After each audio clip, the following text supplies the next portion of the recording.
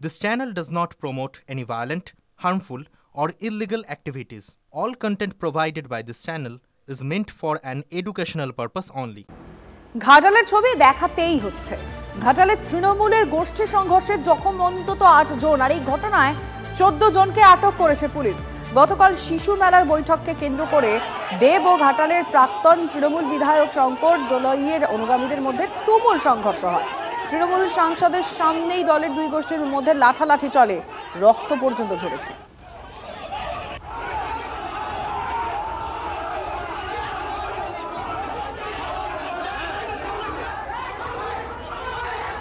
সেটা নতুন কিছু নয়। সিপিএম 11 সালে হারার আগে পর্যন্ত সিপিএম খুব শক্তিশালী মনে হয়। এই সদস্যতার কথা বলেন বলে আপনাদেরকে মনে করিয়ে দিই, 11 সালে যখন সিপিএম হারে, সিপিএমের ডিওয়াইএফআই এর 1 কোটি সদস্য ছিল। 1 কোটি সদস্য শুধু ডিওয়াইএফআই অর্থাৎ ওদের গণতান্ত্রিক যুব সংগঠনের 1 কোটি সদস্য ছিল। তারপর সিপিএম হেরে গেছে।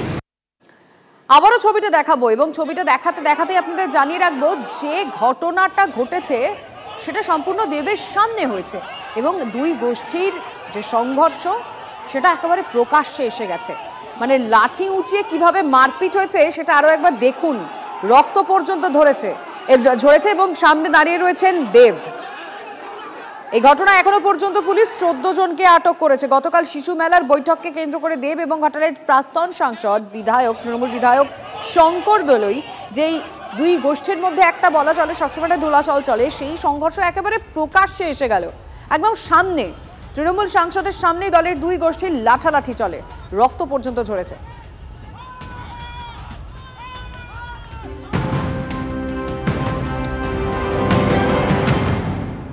এবার ওয়েদারের খবরের দিকে নজর রাখি। নভেম্বর শেষে শীতের আমেজ। আজও কলকাতার তাপমাত্রা 18 ডিগ্রি সেলসিয়াসের নিচে।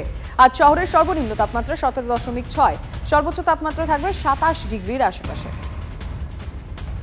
রাজ্য জুড়ে হালকা শীতের আমেজ, ধীরে ধীরে নামছে তাপমাত্রার পারদ। কলকাতা সহ জেলাগুলোতে তাপমাত্রার পারদ নিম্নমুখী হচ্ছে। আজ কলকাতার সর্বনিম্ন তাপমাত্রা 17.6 ডিগ্রি সেলসিয়াস, পুরুলিয়ার তাপমাত্রা 12 ডিগ্রিতে নেমে গেছে। আগামী কয়েকদিনে এভাবেই তাপমাত্রা আস্তে আস্তে নামবে। সকালের দিকে হালকা কুয়াশা থাকবে, তবে জেলাগুলোর ক্ষেত্রে ঘন কুয়াশা থাকবে।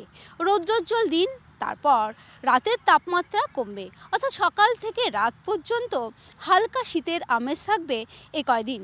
তবে জাঁকিয়ে শীত পড়তে 15ই ডিসেম্বর পর্যন্ত অপেক্ষা করতে হবে, এমনটাই জানাচ্ছে আলিপুর আবহাওয়া দপ্তর। ক্যামেরায় অমিত দাসের সাথে সোমা দাস, TV9 বাংলা, কলকাতা।